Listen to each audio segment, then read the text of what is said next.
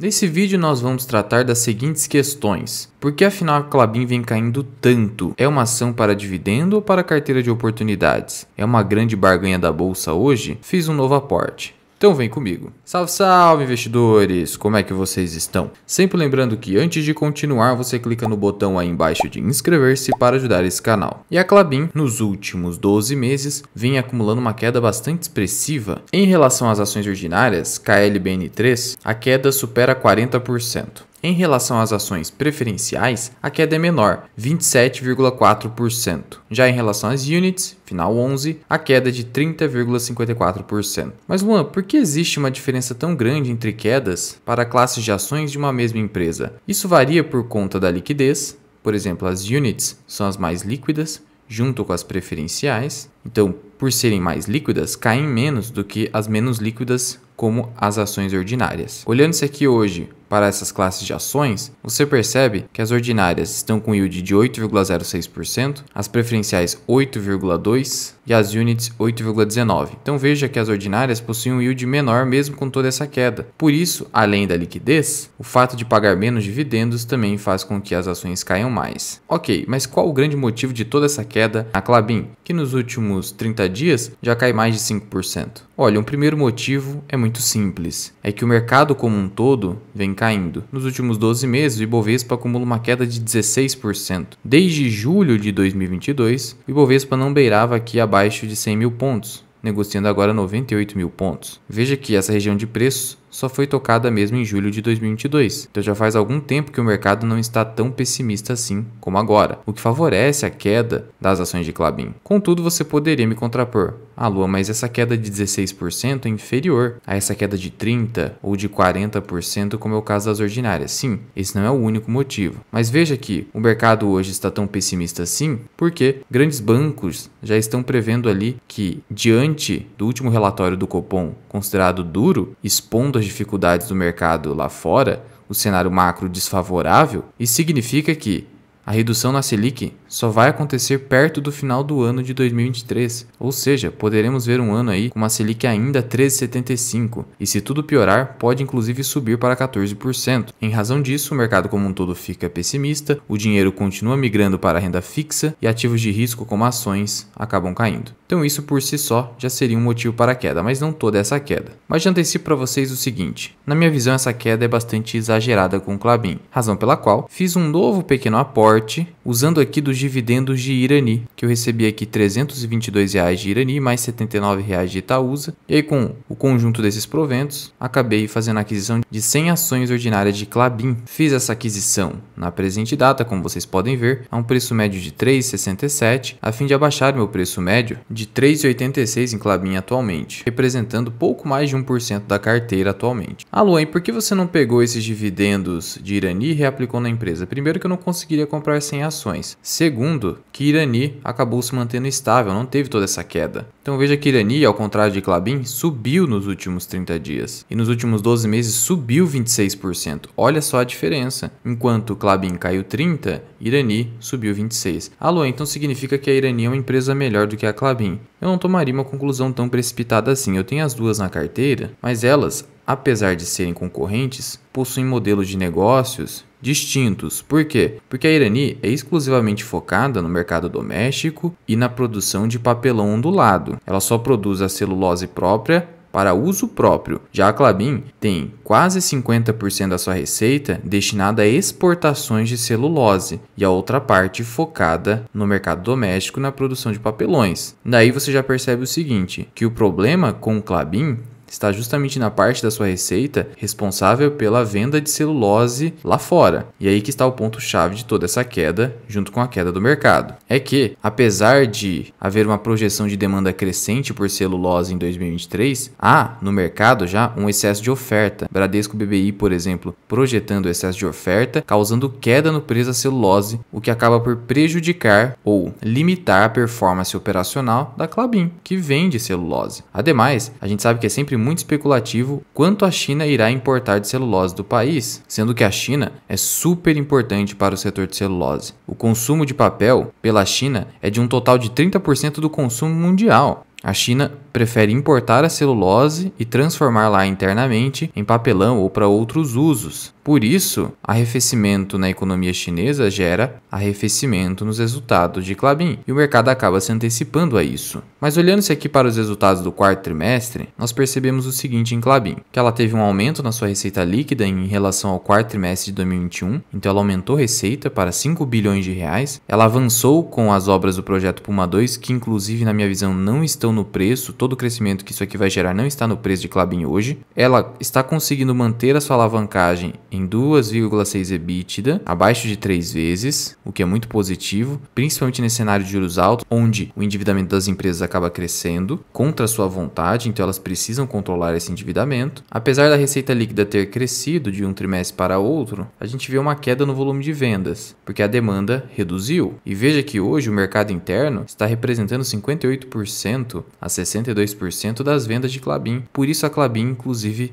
decidiu por mudar a sua estratégia. Como eu antecipei para vocês, parte são papéis e embalagens, outra parte celulose. Veja que celulose é um pouco mais de 50%, só que a tendência é que isso caia, já que a companhia está vislumbrando um maior crescimento aqui nesse segmento, inclusive para concorrer melhor com o Irani, de tal modo que no futuro você pode acabar esperando uma redução da dependência da celulose e uma maior dependência aqui em papéis e embalagens. Apesar das dificuldades macroeconômicas, pressão inflacionária, você ainda percebe o seguinte, que o lucro de 2022 foi de 4,6 bilhões, contra 3,4 bilhões em 2021. Então a companhia está com resultado sólido, mesmo assim caindo tanto. Veja como você acaba encontrando ineficiências no mercado, simplesmente porque o resultado do quarto trimestre foi bem inferior ao do terceiro trimestre de 2022. E como foi destacado aqui pela XP, a companhia já destacou que está mais focada em aumentar a sua exposição em mercados menos commodizados, não ficar tão exposta à celulose, que é muito positivo. Reforçando o que eu acabei de falar para vocês, foi justamente ali na teleconferência de resultados do quarto trimestre de 2022 que a companhia destacou o seguinte, que o negócio de papel cartão vive um excelente momento e é um mercado não tão grande quanto o de celulose, é mais seleto no sentido de fornecedores e clientes, são contratos de longo prazo, de tal modo que a Klabin vai então focar nesse segmento, focando no mercado doméstico, focando em redução da desalavancagem e entrega de projetos, por exemplo, o projeto Puma II. Além disso, precisamos lembrar aqui que a companhia também vai investir no projeto Figueira, a fim de aumentar ainda mais a concorrência com o Irani, deixando muito claro que a Klabin é uma empresa muito flexível, uma empresa que se adapta às demandas do mercado, até por isso que é uma empresa centenária. O BTG, por exemplo, detém aqui uma recomendação de compra com preço-alvo de R$ 32,00 na Klabin 11. Como destaca aqui o BTG, apesar da pressão dos custos, todo o crescimento que a empresa vai ter com o projeto Puma II ainda não consta do preço, sendo que o BTG enxerga a companhia negociando a 6,5 vezes EV sobre EBITDA, o que seria um múltiplo muito descontado para essa empresa. Veja que esse preço-alvo de R$ 32,00 é praticado também pela Ativa Investimentos. Tem outros preços-alvos aqui, o menor de todos seria o de R$ 21,00 com o Bank of America, o Goldman Sachs com R$ 22,00, mas há preço-alvo aqui até mesmo de R$ 32,00, R$ 26,00, de tal modo que você percebe aqui que a Klabin 11 estaria barata na visão desses analistas de mais diversos bancos de investimento e casas de análise. Em termos de dividendos, já que uma das questões desse vídeo é se é uma ação para dividendo, a companhia detém ali um payout mínimo na sua política de dividendos de 25% do lucro líquido ajustado. Acontece que, como ela bem destaca aqui, é uma prática da Klabin pagar dividendos em forma de 20% do EBITDA ajustado. Então a companhia adota o EBITDA ajustado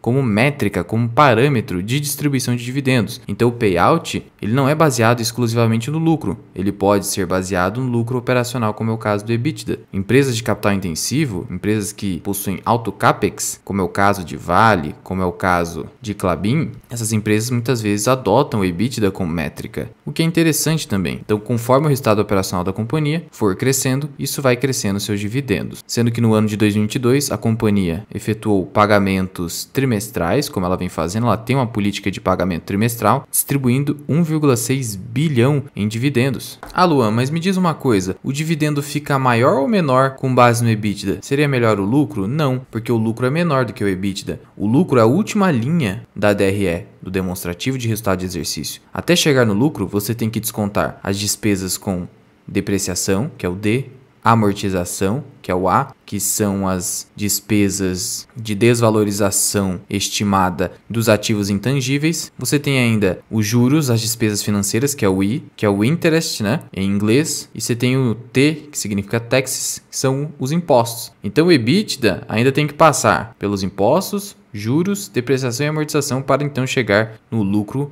líquido. Por isso, adotar o EBITDA como métrica é mais vantajoso para o acionista que pensa em dividendo. Por isso, eu concordo que a Klabin é uma empresa sim de dividendo. Olhando-se aqui para o dividend yield, você consegue perceber isso. O Barsi reconhece a empresa também como de dividendo. Hoje eu enxergaria a Klabin como um misto de oportunidade e dividendo, sendo que é uma empresa muito eficiente, consegue manter uma margem líquida superior a 20% mesmo com a pressão inflacionária, segue crescendo as suas receitas ano após ano, e esse crescimento vai ser incrementado com o projeto Puma II, mas entenda que historicamente a companhia teve momentos de bastante volatilidade nos seus dividendos. Isso aqui é um ponto importantíssimo. Empresas de commodity no geral possuem bastante volatilidade nos seus dividendos, então tenha isso em mente ao olhar para a Klabin. Mas com esse novo foco estratégico da empresa, ao focar mais no mercado doméstico, em papel cartão, em papelão ondulado, isso tende a diminuir a volatilidade dos dividendos, porque os resultados ficarão menos voláteis, porque não dependerão tanto do dólar, tanto da variação cambial, tanto da demanda na China e outros fatores macroeconômicos externos. Se a Klabin é uma barganha, nesses preços atuais, sim, na minha visão, não é recomendação de investimento. Até os R$4 para mim, Klabin, as ações ordinárias e preferenciais, estão bastante descontadas. Até por isso que fiz o aporte com os dividendos de Irani. Veja que, segundo a fórmula do Benjamin Graham, o preço justo hoje das ações de Klabin seria de R$ 5,67. Já das units, seria superior a R$ 28, que é muito próximo daqueles preços alvos que nós vimos ali. E como você faz o cálculo desse preço justo que já está pronto aqui no Investidor 10? Eu tenho um vídeo detalhado sobre isso aqui no canal, vou deixar aqui no card, mas em resumo você faz o seguinte: você vai utilizar métricas como lucro por ação e valor patrimonial da ação, e vai utilizar o índice de Graham, que é de 22,5. Então você vai pegar 22,5 multiplicar pelo lucro por ação, que no caso das units é de 4,18, está aqui, 4,18 multiplicou, e agora eu vou multiplicar pelo valor patrimonial da ação, que seria de 8,51. Agora você aplica uma raiz quadrada, 28,29, que é justamente o preço que está aqui. Um potencial de valorização de 56%, mas cuidado, o Benjamin Graham fala que você deve comprar a ação com margem de segurança. Então se ela pode subir 50%, você compra bem abaixo disso. E hoje seria um preço interessante nesse sentido. Como eu tenho ordinárias na carteira, prefiro comprar até os R$4. Mas precisamos concordar que se você prefere liquidez, você deve optar pelas ordinárias ou até mesmo pelas units, que são as mais negociadas. Só que como geralmente eu opto pela mais barata, olhando-se aqui pela extrema desvalorização das ordinárias, acabei optando pelas ordinárias, mas se eu for aumentar minha posição de uma maneira muito, mas muito relevante em Klabin, eu vou ser obrigado a usar as units, porque as ordinárias possuem baixa liquidez, aí não dá para ter uma grande participação na empresa. E se você quiser aprender mais sobre investimentos, considere se tornar membro do canal associado Mirai. Você tem aqui mais de 30 aulas acumuladas e também o nosso mini curso de imposto de renda, como você faz o passo a passo da declaração de imposto de renda das suas ações, dos seus fundos imobiliários, dos seus investimentos no exterior, aluguel de ações, opções, BDRs, ETFs, está bem completo. Deixei aqui uma playlist imposto de renda para investidores e também aqui a nossa playlist membros associado Mirai. Já são 36 aulas aqui, 11 aulas aqui, basta clicar em seja membro, podendo cancelar a qualquer momento. Em conclusão, temos que a Klabin está caindo muito por conta do próprio mercado com aversão a risco, migração para a renda fixa, estimativa de um tempo maior de juros altos no país e, especificamente em relação à Klabin, é a sua grande exposição à commodity celulose e a sua alta dependência do cenário macro lá fora e da demanda na China, além da variação cambial, a sujeição da Klabin a uma queda no preço da celulose pela projeção de oferta excessiva no mercado. Por outro lado, a Klabin, por ser uma empresa versátil, está focando atualmente em desalavancagem, bem como produção interna de papel cartão, sendo, na minha visão, uma ação para dividendo nos preços atuais, mas também para a carteira de oportunidades, tendo uma política de dividendos muito bem definida, com pagamentos trimestrais, sendo, na minha visão, uma grande barganha, tanto pela maioria dos analistas, quanto pelo preço justo do Graham, de tal modo que acabei fazendo um pequeno aporte com os proventos de Irani. Mas já vai deixando aqui nos comentários qual a sua opinião a respeito de Klabin no presente momento. Muito obrigado por ter ficado comigo até aqui, eu sou o Luan, que é o canal Mirai Invest, e até o próximo vídeo, fui!